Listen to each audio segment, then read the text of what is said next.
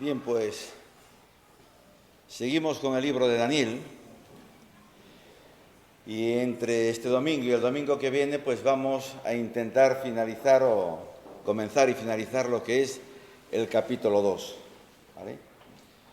Pero antes me gustaría pues hacer una breve introducción porque con lo que aquí se narra, que es con el arranque del tiempo de los gentiles hasta la segunda venida de Cristo, pues hay por lo menos 3 líneas de pensamiento que no afectan en nada ni a la fe del creyente ni a la cuestión de salvación, sino es una forma de entender la Escritura. Yo voy a ser bastante dogmático, pues tengo mi propia línea y como creo en ella y tengo mi pensamiento basado en los textos que me dan esa fuerza, pues lo notaréis porque es donde me voy a hacer fuerte, pues cuando uno cree algo y lo cree de corazón, pues lo expresa con otro entusiasmo. Y no voy a andar divagando por las otras posturas, porque son posturas que existan ahí, que bueno, que es para, más bien, pues para hablarlas a un nivel personal o otra cosa por el estilo, ¿no? Entonces las posturas responden a 3 preguntas: ¿cuándo, cómo y dónde? Es ¿cuándo volverá Jesús? O ¿cuándo reinará Jesús? ¿Cómo reinará Jesús? ¿Y dónde reinará Jesús? ¿Vale? Y esto genera pues esas 3 líneas de pensamiento que escucharéis pues hablar a unos que se llaman los amilenialistas, los premilenialistas y los postmilenialistas, ¿vale? Pero me gustaría tenerlos un poquito ahí delante para que entendáis un poco por dónde voy. Y voy a poner ahí unas pequeñas pantallas, ¿vale? Para que por lo menos nos ayuden un poquito a entender las cosas, ¿vale? Esta postura pues niega el milenio como tal. Según ellos, desde que el Señor Jesucristo vino, estamos en esa etapa milenial hasta que llegue la segunda venida de Cristo. Esta es una postura que nació allá por el año 354 y se cree que es de San Agustín, ¿vale? Y es una postura que mantiene la Iglesia Católica Romana, es una postura que mantiene la Iglesia Ortodoxa y es una postura que también se mantiene dentro del protestantismo. También es una postura que tanto Lutero como Calvino también mantenían esta visión sobre esta situación, ¿no? Después está la otra postura que es la línea postmilenialista, que esta es una postura que entró bastante más tarde, allá por el siglo XVIII, a mediados del siglo XVIII y siglo XIX, y es una postura que en ese momento en la economía mundial empezaba a haber un reverdecer, ¿verdad? Las cosas empezaban a crecer, empezaba a haber trabajo, la tecnología empezaba a avanzar y se miraba hacia una situación económica mundial maravillosa y espectacular. Pero claro, esta postura se vino un poco abajo cuando arranca la Primera Guerra Mundial y después viene la Segunda, pues descompuso un poco esta postura y hoy pues hay pocos que la sostienen, ¿vale? Y después está la otra postura, que es la postura por la cual yo me decanto, en la cual creo y en la cual pues me afirmo, y es la postura premilenialista, ¿vale? Aquí tenemos el cuadro más o menos, tenemos la primera venida de Cristo, ¿vale? Cuando Él viene a este mundo, y aquí arranca lo que es la era de la Iglesia, ¿vale? Estamos en el tiempo de la era de la Iglesia, ¿vale? En este tiempo que no sabemos cuándo, porque con las fechas hay muchos que se han dedicado pues a jugar, pero al final lo único que podemos hacer con las fechas es jugar. No tenemos ninguna base bíblica para afirmar cualquier fecha al respecto, ¿vale? Pero sí sabemos que el rapto de la Iglesia es algo real porque las Escrituras, ¿vale?, nos lo dicen. Y el apóstol Pablo, en concreto, pues lo recalca, ¿no? No sabemos cuándo va a ser. Puede ser inminente. Los primeros creyentes del siglo I ya pensaban en ese momento. Nosotros hoy lo pensamos y muchas veces pues decimos que las cosas que suceden en nuestro alrededor pues apuntan hacia un rato inminente y próximo, pero no sabemos si puede durar 1000, 2000 o 3000 años. No lo sabemos, ¿correcto? Pero está el rapto de la Iglesia y conforme sea ese evento del rapto de la Iglesia, automáticamente está el tribunal de Cristo, donde los creyentes compareceremos ante el tribunal de Cristo para dar cuenta de lo que hayamos hecho mientras estábamos en el cuerpo presente. ¿Vale? No vamos a ser juzgados. Muchas veces cuando oímos la palabra tribunal, a nuestra mente viene la palabra de juicio. No vamos a ser juzgados porque ya lo fuimos en la bendita persona del Señor Jesucristo. Él pagó por nuestro pecado. Lo que vamos es a tener que rendir cuentas delante de Dios de los dones que Él nos dio y que nosotros no hemos usado para su honra y para su gloria. ¿Vale? Después se comienza el periodo de la gran tribulación, que tampoco se sabe si va a ser inminente a lo que es al rapto de la Iglesia. No se sabe. El rapto de la Iglesia es una cosa y el periodo de los 7 años o de las 70 semanas o de la última semana que habla Daniel, mejor dicho, no de las 70, de la última semana que habla Daniel, entra el periodo de la gran tribulación, que está dividido en 2 mitades, ¿vale? En esta mitad de aquí es cuando el anticristo profana el templo en Jerusalén, ¿vale? Y después está la segunda venida de Cristo, con la gran batalla de Armagedón. Está el reino milenial, donde Satanás va a ser atado, va a ser encarcelado, donde Satanás va a ser sacado del medio y el mundo que esté en ese momento va a vivir en paz. No va a haber pecado. Al acabar esos 1000 años, Satanás será desatado, va a haber una pequeña convulsión mundial, ¿vale? Y el Señor Jesucristo ya dará por finalizado todo y entraremos lo que es en ese estado eterno, en ese nuevo cielo, en esa nueva tierra que la palabra de Dios nos habla. ¿Vale? Y bien, pues pensadores o teólogos que más o menos están en esta línea, conocidos por nosotros, está Charles Ryrie, ¿vale? Está John MacArthur, está Charles Swindoll, que es autor de varios libros, está el hermano Luis Caraballosa, que estuvo con nosotros dándonos el pistoletazo de salida, y están muchos creyentes de la era en la cual hoy vivimos.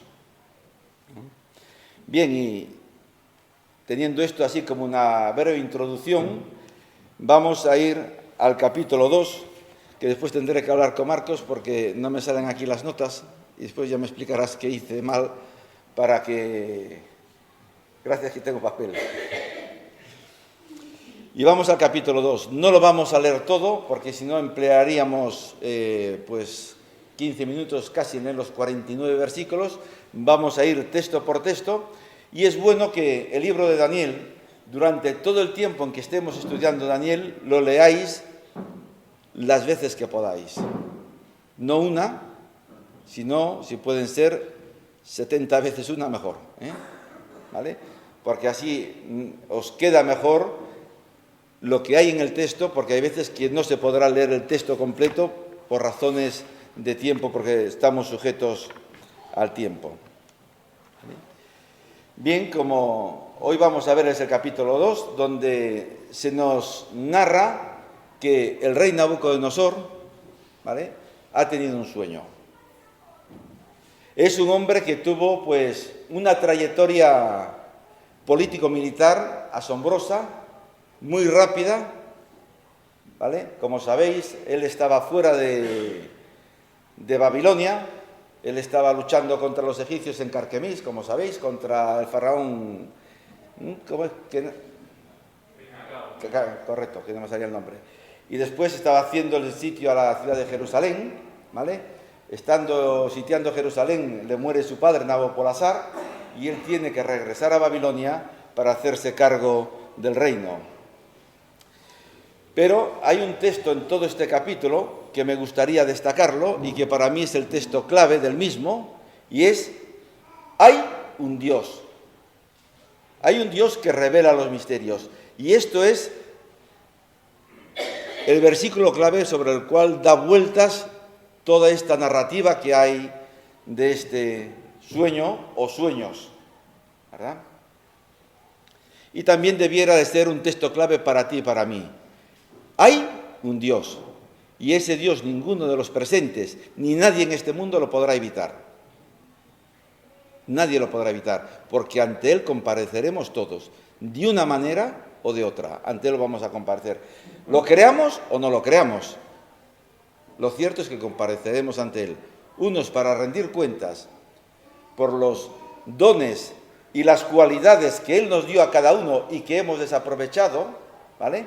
Y otros para recibir lo que es la condenación eterna para sus vidas. Y el capítulo pues lo podemos dividir más o menos en 5 partes, donde está el sueño o los sueños o el mismo sueño repetido. Otra parte donde Dios le revela a Daniel lo que es el sueño y la interpretación del sueño. Otra parte donde Daniel le hace saber al rey el sueño y su contenido. Otra parte donde Daniel le revela al rey lo que es la interpretación de lo que significa ese sueño. Y la otra parte donde Nabucodonosor pues honra a Daniel, ¿vale?, con una posición económica muy buena y con cargo político en su reinado y que Dios lo siguió usando no solamente en el reinado de Nabucodonosor, sino con varios reyes más. Pues bien, vamos a entrar entonces en la primera parte, en el sueño, y arranca así el primer versículo, ¿vale? En el segundo de su reinado, bien, aquí en el segundo de su reinado, aquí hay personas que dicen, bueno, aquí está mal el texto. Porque si leemos en Daniel capítulo 1, versículo 5, dice que le señaló para los jóvenes, les señaló pues comida especial para ellos, la comida que comía el mismo rey, y a la vez les dijo que iban a tener una formación de 3 años. Y en el versículo 18, dice que al final de esos 3 años, esos jóvenes se presentarían delante del rey. En cambio aquí arranca el capítulo 2, dice, en el segundo año de su reinado. Es que los reyes en Babilonia, el primer año, nunca lo contaban como año de reinado, sino como año inaugural, ¿vale? Entonces coinciden los datos y no hay ninguna tergiversación en cuanto al texto, porque está el año inaugural que no se contaba como año de reinado, más los 2 años, y estamos hablando de 3 años, que es cuando Daniel se presenta delante del rey, o cuando Daniel fue llamado por el rey, ¿vale?, para ser probado de todo aquello que había estudiado y había aprendido. Bien, en el segundo año de su reinado, dice que Nabucodonosor tuvo un sueño, ¿vale? Pudo ser un sueño, ¿vale? Posiblemente hayan sido o varios sueños o el mismo sueño repetido varias veces, ¿vale? Esto es la expresión que más o menos se recoge por los grandes estudiosos de la palabra al respecto. Y dice que dicho sueño causó en este hombre un estado de ansiedad tremendo. Tal estado era de ansiedad que era incapaz de dormir. Y dice el texto que dice que se perturbó de tal manera que no pudo seguir durmiendo. El teólogo Edward Young dice lo siguiente: este sueño, por su contenido y viveza, afectó profundamente al espíritu del rey, tal vez porque no era un sueño ordinario, sino causado por el Espíritu de Dios para que el rey lo viviese. Y así fue, porque Dios le reveló a Nabucodonosor lo que iba a hacer con el pueblo gentil, ¿verdad? Y su viveza era particularmente intensa, de modo que el espíritu del rey era constantemente afectado por el terror. Es decir, que este hombre estaba en un estado de shock traumático, ¿vale? Porque había soñado algo terrible, como usa la expresión también el texto, es decir, que causaba miedo, ¿verdad? Y su corazón no le dejaba dormir. Y no podía, por mucho que lo quisiera, no podía reconciliar el sueño. Vamos a leer los versículos 2 y 3. Hizo llamar, pues, el rey a lo que hoy le llamaríamos vulgarmente consejeros. En la política de hoy se le llaman consejeros, ¿vale? Pues a este grupo de personas, a magos, astrólogos, hechiceros y caldeos, ¿vale? Los llama a su presencia a este grupo de hombres porque necesitabas descubrir dos cosas. Una era el sueño y dos, la interpretación, ¿vale? Y sabéis que la orden del rey se cumple sí o sí. No hay objeción que valga y toda esta gente es llamada a la presencia del rey y acude y se presentan delante del rey.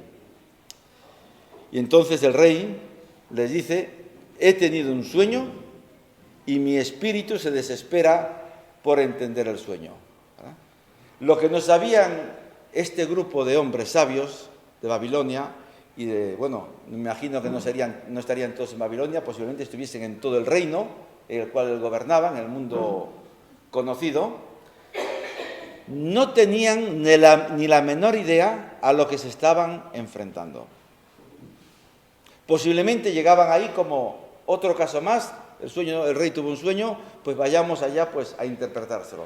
No sabían ni se imaginaban para nada el problema al cual se estaban enfrentando. Sigamos leyendo los versículos 4 y 5. Entonces los caldeos respondieron al rey en lengua aramea, ¿vale? Y a partir de aquí arranca la parte más amplia de la escritura escrita en lengua aramea, que llega hasta el capítulo 7, versículo 28, es decir, hasta el final del capítulo 7. Vive por siempre, oh rey, di a tus siervos cuál fue ese sueño, y te haremos saber la interpretación. Respondió el rey, dijo a los caldeos: el asunto se me olvidó, pero si no me hacéis saber el sueño y su interpretación, seréis hechos pedazos y convertidas vuestras casas en muladares. Muladar, como es una palabra que no se suele usar en nuestro español de todos los días, el significado está aquí abajo, que es un lugar donde se echa la basura, ¿vale? Aquí posiblemente los sabios empezasen a perfilar un poco ya por dónde iban los tiros, ¿vale? Y posiblemente estos sabios pues dispusieran de una serie de libros o de cosas que les ayudaran o las cuales ellos usaban para poder interpretar lo que es los sueños. De ahí eso que le vuelven a decir al rey: di a tus siervos cuál fue el sueño y te haremos saber la interpretación. Pero la respuesta del rey los ha metido en un serio problema, en un problema que ninguno de los presentes nos gustaría estar, ¿verdad? Nuestra versión dice: el asunto se me olvidó. Eso dice nuestra versión. Pero muchos eruditos consideran de que esto no es así exactamente, sino que la traducción del arameo de ese vocábulo dice que tienen que ver con seguro, con cierto, con firme. Es decir, que Nabucodonosor les estaba diciendo que el asunto es cierto y el asunto es seguro. Y muy probable que Nabucodonosor también estuviese sometiendo a prueba a estos sabios en este momento tan decisivo por este sueño que ha causado tanto impacto en su vida, ¿vale? Y que, le ha sacado el sueño y lo han puesto pues muy inquieto en toda su existencia, ¿verdad? Ahora, también cierto es que lo más lógico es pensar que sí, Nabucodonosor conocía el sueño. Es lo natural pensar, porque si yo no conozco algo, pues si Marcos me puede contar lo que quiera, porque se lo voy a creer igual, porque yo no lo conozco. Y lo lógico es que Nabucodonosor sí conociese el sueño.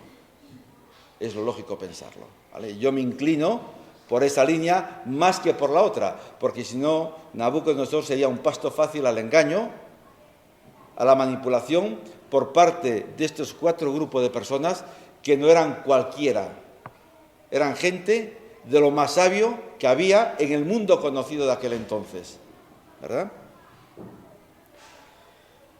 Pero el rey sigue en sus 13 y dice y demanda a estos sabios las 2 cosas: que le digan el sueño, es decir, qué es lo que había soñado, y no solamente eso, sino que eso que había soñado después que lo interpreten, ¿verdad? Y de no ser así, dice el texto, la vida iba a ser muy cruda. Y no iba a ser cruda para ellos personalmente, sino que eso le afectaba a todas sus bienes materiales y a toda su familia. Porque de aquella, pues no se andaban con bromas, ¿verdad? De aquella, pues, y más este rey, que era un rey también bastante sanguinario, ¿vale? Pues iba a cepillar, hablando así, no a ellos, sino a sus hijos, a sus esposas, a sus familias en completo y todo lo que tenía. Y seguimos leyendo el versículo 6. Sin embargo, les dice, si me declaráis el sueño y me declaráis su interpretación, recibiréis regalos, recompensas, es decir, les iba a dar mucho dinero, ¿vale? Y no solamente eso, dice, y además grandes honores de parte mía, es decir, que los iban a poner en puestos aún de mucho mayor responsabilidad, iban a ser tenidos pues por personas muy, muy importantes, ¿verdad? Solo declaradme el sueño y su interpretación. Seguimos leyendo el versículo del 7 al 9. Es decir, respondiendo por segunda vez los sabios y le dicen al rey lo mismo que le dijeron antes: refiera el rey el sueño a sus siervos y le mostraremos la interpretación. Respondió el rey y dijo: en verdad veo que ponéis dilaciones. En verdad veo que queréis ganar tiempo. En verdad veo que me la queréis jugar de cualquier manera.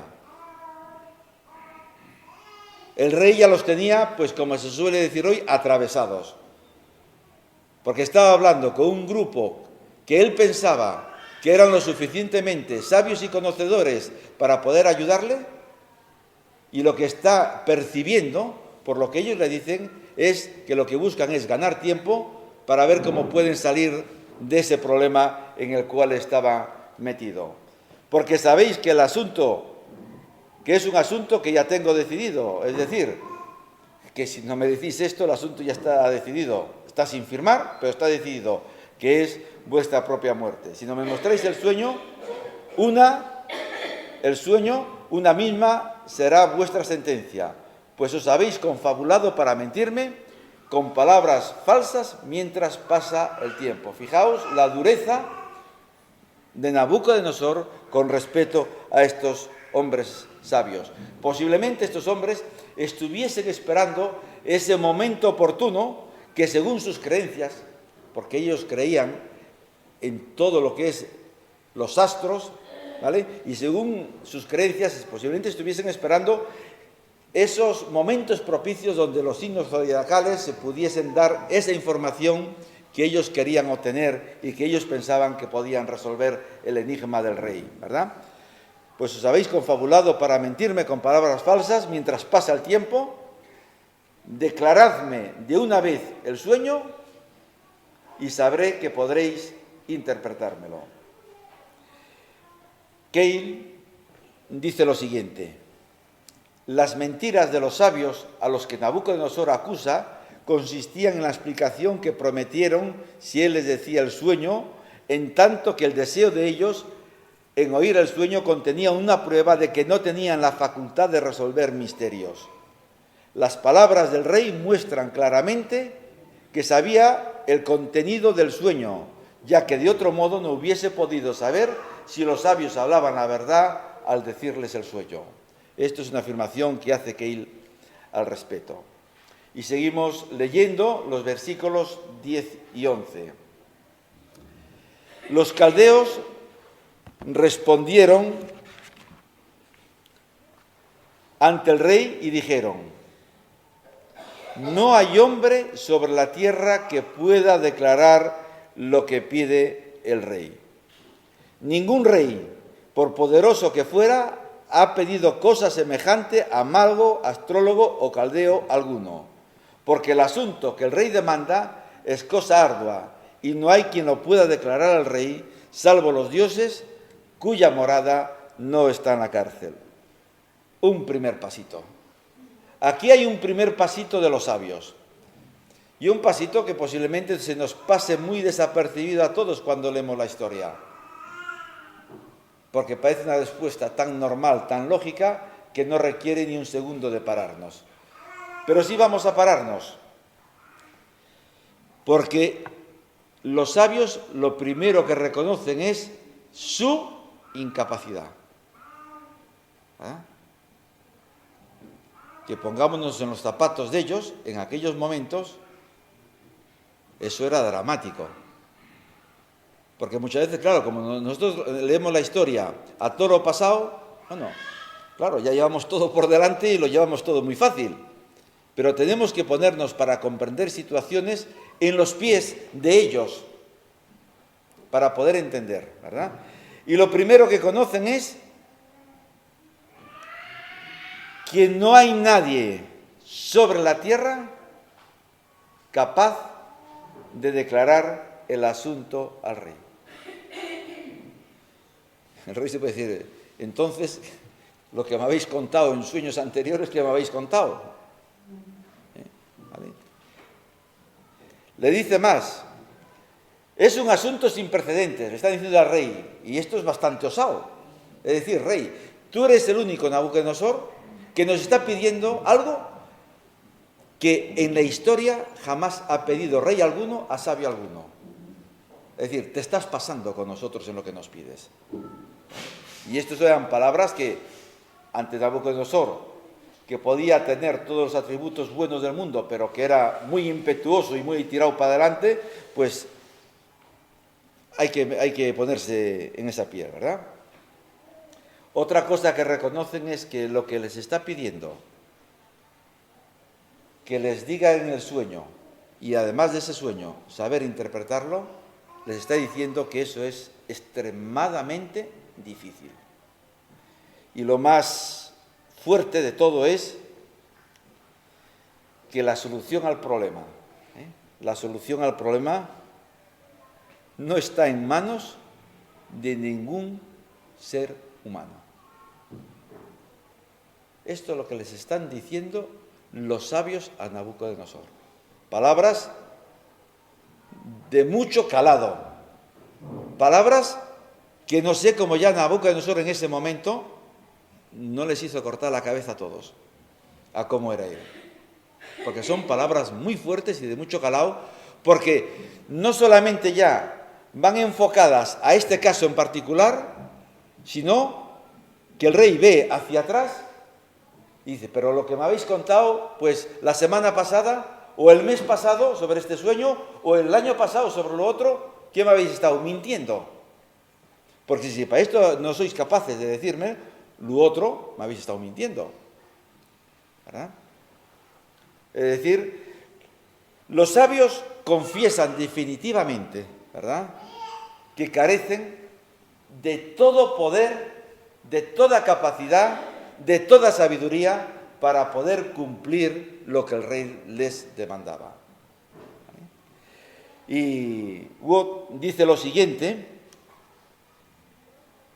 dice: eran correctos estos sabios al decir que no hay hombre sobre la tierra que pudiese hacer aquello. Pero allí dice que estos sabios se habían olvidado que había allí un hombre, en este caso Daniel, acompañado por sus amigos, ¿vale?, que sí podía recibir información del cielo, ¿verdad? Se habían olvidado de esto. Y seguimos leyendo, para finalizar esta primera parte. Dice que por esto el rey, airado y con gran enojo, ordenó que todos los sabios de Babilonia fueran exterminados. Y se publicó el edicto de que los sabios fueran llevados a la muerte, y también buscaron a Daniel y a sus compañeros para ejecutarlos. Es que esta respuesta causó tal furia, tal enojo, sacó a Nabucodonosor de sí, y ya automáticamente firmó la sentencia de muerte, y la sentencia firmada es ejecutada al momento. No pasa, como pasa, por ejemplo, como en Estados Unidos, que existe en algunos de sus estados la pena de muerte, pero esas personas entran en unas cárceles especiales que le llaman el corredor de la muerte, y ahí pues esperan 1 año, 2 años, 3 años, 4 años, hasta que les llegue el momento de pagar su condena con su propia vida, ¿verdad? Aquí no, aquí en el rey firma el edicto e ipso facto se cumple el edicto, ¿vale? Y bueno, cuando la noticia llega a oídos de Daniel, aunque Daniel no estaba en este grupo, que ha sido llamado a presencia de Nabucodonosor, sí Daniel formaba parte con Ananías, Misael y Azarías de ese grupo de consejeros del rey, ¿vale? Y cuando la noticia llega, pues Daniel se pone en marcha, y Dios también, como es soberano, pues estaba protegiendo en todo momento pues a Daniel y la vida de Daniel. Bien, vamos a hacer la segunda parte, voy a ir un poco más rápido, y es donde Daniel, Dios le revela el sueño. Y leemos el texto, los versículos 14 y 15. Entonces Daniel habló sabia y prudentemente a Arioc, capitán de la Guardia Real, encargado de exterminar a los sabios de Babilonia. Le preguntó pues a Arioc, capitán del rey, ¿a qué se debe tan perentorio edicto del rey? Entonces Arioc hizo saber el asunto al rey. Las cualidades de este hombre, de Daniel, morales y espirituales, sobresalen de una manera tal, ¿verdad?, en la forma en que tiene de enfrentarse a esta situación delante de este hombre. Daniel, pues habla a este hombre prudentemente, con sabiduría, usando palabras apropiadas, agradables, para que este hombre se parase un segundo con él y le prestase algo de atención. Porque este hombre tenía que cumplir la orden que el rey había dado, ¿vale? Porque este hombre era el jefe, por decirlo de alguna manera, de los verdugos, y tenía que llevar adelante ese plan. Y la intervención divina pone en gracia a Daniel con Arioc para que este hombre se pudiese parar, ¿vale?, y este hombre le escuchase y pudiese preparar, ¿vale?, el que Daniel se pudiera presentar delante del rey, porque delante del rey Daniel no se podía presentar así porque sí. ¿Os acordáis de la reina Esther? Cuando decidió presentarse ante el rey Asuero, ¿verdad? Porque Dios preparó todo, y cuando el rey la escucha tuvo gracia y le extiende el cetro para que ella pueda, porque si no, no se podía entrar a la presencia del rey. Dice, entonces Daniel entró y pidió al rey que le diera tiempo para mostrar la interpretación, ¿vale? Lo más probable, como decía, es que Arioc hiciese todos los preparativos para que Daniel fuese recibido por Nabucodonosor, ¿vale? Y bueno, hay también otra cosa curiosa aquí. que Daniel entra de una forma a la presencia del rey y con la misma petición que hicieron los sabios, pero con distinta respuesta. Los sabios, ¿qué le pidieron al rey? Tiempo, ¿verdad? ¿Qué le está pidiendo Daniel al rey? Tiempo, ¿verdad? Es decir, que también aquí veo que cuando Daniel se presenta delante del rey, ¿vale? También pues tiene ese tacto para usar palabras sabias, ¿vale? Para ser prudente, para poderse presentar, ¿vale?, delante del rey, para que el rey pudiese entrar en calma, en sosiego, le prestara atención, ¿verdad? Y la petición que Daniel estaba pidiendo, pues le fuese concedida, que era tiempo. Lo que pasa que los tiempos que pedían unos, los sabios, y que pedía Daniel, eran con objetivos totalmente diferentes. Los otros eran para ver de qué forma podían manipularlo todo, confabularse, para ver cómo podían sacarse de medio ese marrón que tenían. Daniel no era esa su intención, ¿vale? Veamos la intención de Daniel. Y Daniel se fue a su casa. Daniel se marcha a su casa, dice, y no se lo calla. Y se pone a llorar como un niño. No lo está diciendo el texto, ¿verdad? Se va a su casa y le comunica todo lo que ha sucedido. ¿A quiénes? A Ananías, a Misael y a Azarías. Aquí vemos lo que es compartir los problemas y las situaciones buscando la ayuda y dirección de Dios, ¿verdad? Algo que debiera de ser una lección para nosotros hoy, no una teoría, porque esto para nosotros hoy es una teoría, no es una realidad. Tenemos muchos problemas y no buscamos la ayuda de nadie. Nos creemos que por nuestros medios, por nuestras fuerzas, por nuestros méritos, por nuestros conocimientos, somos válidos para salir adelante de los problemas. Pero en realidad somos más frágiles que el propio barro que se deshace en nuestras manos. En cambio, Daniel se junta con ellos y les pide que oren por la gran misericordia del Dios de los cielos respecto al misterio, a fin de que Daniel y sus compañeros no perecieran junto con los otros sabios. ¿Vale? Al Dios de los cielos. No ese Dios que los babilónicos adoraban, que eran las estrellas, la luna, el sol y todo eso que estaba al alcance de su vista, sino ese Dios que estaba por encima de todo eso. Y tengo aquí dos comentarios de Jung y de Walworth que dice lo siguiente: es el Dios que está por encima de los cielos, es decir, sobre el sol, la luna y las estrellas que los habitantes babilónicos adoraban. La referencia al Dios de los cielos es un contraste obvio con las supersticiones religiosas de los babilónicos, quienes adoraban al ejército de los cielos. El Dios de Daniel era el Dios de los cielos y no el cielo en sí. Y el versículo 19 dice: entonces, en una gran visión nocturna, el misterio le fue revelado a Daniel, por lo cual Daniel bendijo al Dios de los cielos. En respuesta a las oraciones, Dios da a Daniel el saber o el conocimiento, ¿vale?, de lo que había soñado Nabucodonosor, ¿vale? Y la palabra visión no significa sueño. Él recibió la visión de noche, pero Daniel estaba despierto. Estaba con todos sus sentidos abiertos, no estaba durmiendo. ¿Vale?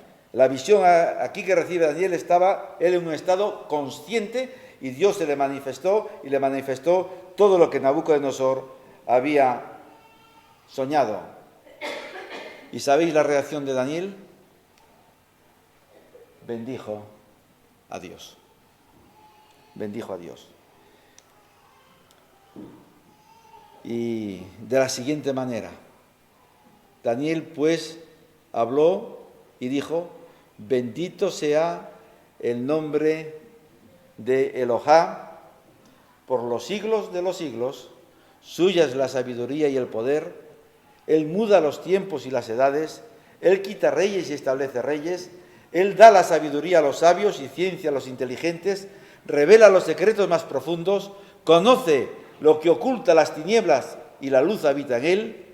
A ti, oh Dios de mis padres, te alabo y te doy las gracias, pues me diste sabiduría y fortaleza y me revelaste lo que te pedimos. Nos diste a conocer el asunto del rey. Qué oración, qué alabanza, qué salmo tan precioso recoge Daniel de la soberanía de Dios sobre su vida y la de sus compañeros, ¿verdad? Y vamos a ver esto. Lo primero que reconoce Daniel es que suyos son el poder y la sabiduría. El poder que tiene que ver con la capacidad para tomar decisiones. Y la sabiduría tiene que ver con la capacidad para saber qué decisión es la correcta y para tomar en ese momento. Sigue reconociendo más cosas de Dios. Que Él muda los tiempos y enfatiza el control providencial que Dios tiene, ¿verdad?, sobre este universo que Él ha creado. Recoge algo importante. Quita reyes y pone reyes. Qué cosa más grandiosa. El hombre se cree que quien pone a los gobernantes somos nosotros, cuando vamos a las urnas y ponemos los votos. Qué equivocados estamos. Dios pone y quita reyes con fines concretos. ¿Verdad? Y nosotros nos creemos que nosotros somos los artistas de ello. Bueno, así nos lo vende el mundo. El mundo nos vende eso, que a través de las urnas ponemos y quitamos. Pero eso no lo dice la palabra de Dios. El soberano no lo soy yo, ni lo eres tú, ni lo es el pueblo español. El soberano es Dios. Y Él decide en cada momento de la historia quién gobierna y quién no gobierna. ¿Verdad? Dice más cosas. Da sabiduría a los sabios y ciencia a los entendidos. Todo el saber y el conocimiento del ser humano es por la gracia y por la misericordia de Dios. Y ahí también muchas veces nos equivocamos. Dedicamos muchos esfuerzos al conocimiento. Y Salomón lo dice, que al final es vanidad. Es Dios quien faculta y da para que lleguemos a determinados niveles. Y tenemos que saber ser agradecidos y honrar a Dios con todo ello. ¿Verdad? Dice más cosas, que Él revela lo profundo y lo escondido. Aquello que ningún ser humano, que ningún ángel, que nadie puede ver, que nadie puede observar, Dios lo sabe y lo revela cuando Él cree que debe de hacerlo. ¿Verdad? Y dice algo más. Conoce lo que está en tinieblas y con Él mora la luz. Es decir, que a las tinieblas que pueda haber, que puedan existir, ¿vale?, no pueden esconder a Dios. Es decir, que la alabanza de Daniel se centra en la pura y clara soberanía de Dios. ¿Verdad? Qué alabanza más bella, qué reconocimiento de un hombre sabio. Estamos hablando de un hombre de muchísimo nivel como persona y como político. ¿Verdad? Porque esto, aunque lo dijo siendo joven, fue su pauta de vida durante toda su vida en Babilonia y durante todo su gobierno con los reyes en Babilonia, sea con los medos o con los babilónicos. ¿Verdad? Y acabamos ahora con el versículo 24. Y seguimos para el domingo que viene, si Dios quiere. Después de esto, fue Daniel a Arioc, el jefe de los verdugos o el capitán, el cual el rey había puesto para matar a los sabios de Babilonia, y le dijo así: no mates a los sabios de Babilonia, llévame ante la presencia del rey y yo le mostraré la interpretación del sueño. Con la seguridad y el conocimiento que Daniel había recibido de Dios, se presenta ante Arioc, se entrevista con él y le pide algo que me gustaría ver la cara de Arioc en ese momento, y es que pare automáticamente las ejecuciones. ¿Os fijáis? El edicto del rey, ejecutar. Y ahora Daniel, que formaba parte de ese colectivo de asesores o de sabios que el rey tenía, le dice a Arioc: no ejecutes. Es que esto es para pararse y quedarse ahí un momento, ¿vale? Y ver a Daniel con qué seguridad, ver su rostro. Tenía que emanar algo de él que tenía que hacer frenar a ese hombre y hacerlo reflexionar y pararse, ¿verdad? También es cierto que Daniel observa todas las normativas protocolares que había en aquel entonces, ¿verdad? Y se presenta delante de Arioc para que lo lleve a la presencia del rey. Y si Dios quiere, pues, para el domingo que viene, pues seguiremos viendo a partir del versículo 25. Pero aquí hay cosas que sí nos pueden hacer reflexionar hoy. Y es como Daniel ante una problemática a la cual él no tenía solución, siendo un hombre del nivel que era Daniel, ninguno de los presentes que estamos aquí posiblemente lleguemos a ese nivel, se siente débil, se siente pequeño, se humilla delante de Dios, busca la comunión con sus hermanos y pide oración para que Dios pueda obrar a través de él y puedan ser todos a través de ellos bendecidos, como así fue, ¿verdad? Eso es una gran lección que podemos sacar de aquí, de este libro, o por lo menos de estos textos que hemos visto en esta mañana, ¿vale? Padre, pues gracias por tu palabra. Gracias por este mensaje que has dejado aquí para nosotros hoy. Gracias porque tú tienes una lección para nosotros. Y a la vez, pues, es pedirte que nos perdones, que perdones nuestro pecado, porque cuántas cosas hacemos mal, cuántas cosas. Cuán caprichosos somos, cuán rebotados nos ponemos, en vez de saber ser hombres humildes, mujeres humildes, que buscamos el apoyo los unos de los otros, para juntos de rodillas delante de ti, buscar tu dirección, tu ayuda, tu bendición.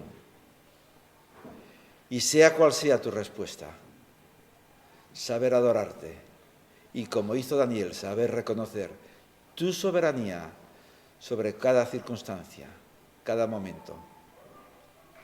Bendícenos, oh Dios, ten misericordia y piedad, perdona nuestro pecado y que el Espíritu Santo guíe y fortalezca nuestras vidas.